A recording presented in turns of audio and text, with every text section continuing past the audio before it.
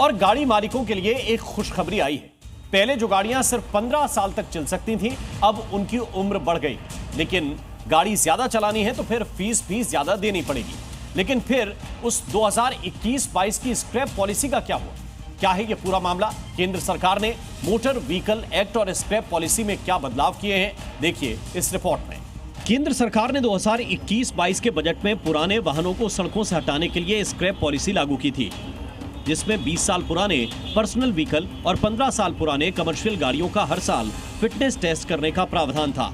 Test में fail होने वाली गाड़ियों को स्क्रैप कर दिया जाएगा। लेकिन अब सरकार ने पॉलिसी बदल दी है, जिसके तहत 20 साल तक पुराने वाहन भी दोबारा रजिस्टर्ड किए जा सकेंगे।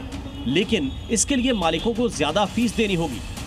लेकिन दिल्ली एनसीआर में नियम लागू नहीं होंगे, क्योंकि राजधानी में पॉल्यूशन को लेकर सख्त नियम लागू हैं, जिनको देखते हुए दिल्ली एनसीआर को इस नियम से छूट दी गई है।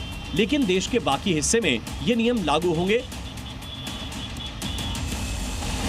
जिसके तहत कोई भी वाहन पहली रजिस्ट्रेशन की तारीख से अधिकतम 20 साल तक रजिस्टर किया जा सकता है।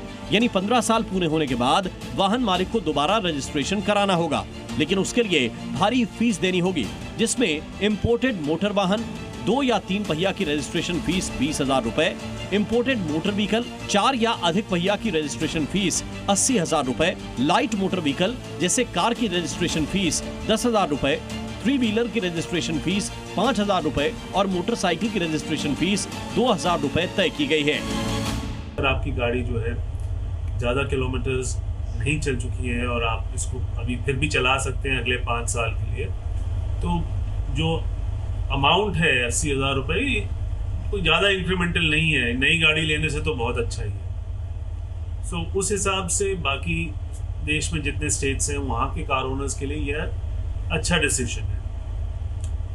दिल्ली एनसीआर जो है वो तो ऑब्वियसली जैसा था वैसा ही रहेगा। स्क्रैप पॉलिसी लागू करने के करीब 4 साल बाद अब सरकार ने लोगों को राहत तो दी है, लेकिन उन लोगों का क्या जिनकी गाड़ियां स्क्रैप कर दी गईं? लेकिन अगर ये पॉलिसी पहले आती तो कुछ और लोगों को फायदा हो सकता था। 2021 में स्क्रैप पॉलिसी लागू होने से जून 2025 तक अब तक 2,45,000 वाहन स्क्रैप हो चुके हैं। गाड़ी को स्क्रैप करने से पहले इसकी पहचान और वैधता की जांच होती है, जिसके बाद टायर, बैटरी, शीशे, इंजन जैसे पार्ट्स को मशीनों से अलग किया जाता है। गाड़ी के ढांचे को भारी मशीनों से दबाकर मेटल स्क्रैप में बदला जाता है और वाहन मालिक को सर्टिफिकेट ऑफ डिपॉजिट दिया जाता है, जिससे कई फायदे मिलते हैं। नई गाड़ी पर टैक्स में 15 से 25% छूट मिलती है। रजिस्ट्रेशन फीस माफ होती है। स्क्रैप वैल्यू को पोर्टल पर बेचकर कमाई की जा सकती है। करीब 12 वाहन निर्माता कंपनियां डिपॉजिट सर्टिफिकेट पर डिस्काउंट भी दे रही हैं। साथ ही अब तक 8,06,000 गाड़ियों की ऑटोमेटेड फिटनेस टेस्टिंग हो चुकी है। पॉलिसी को लेकर सरकार का कहना है कि रजिस्ट्रेशन फीस बढ़ाकर वाहन मालिक पुराने वाहनों का इस्तेमाल करने से झिझकेंगे, जिससे न सिर्फ पॉल्यूशन कम होगा, बल्कि वाहन मालिकों को अधिक समय तक कानूनी रूप से अपने वाहनों का उपयोग करने की सुविधा भी मिलेगी। साथ ही प्रदूषण फैलाने वाले और पुराने वाहनों को धीरे धीरे सड़कों से हटाया जा सकेगा, जिससे पर्यावरण संरक्षण किया जा सकेगा। ब्यूरो रिपोर्ट, जी मीडिया।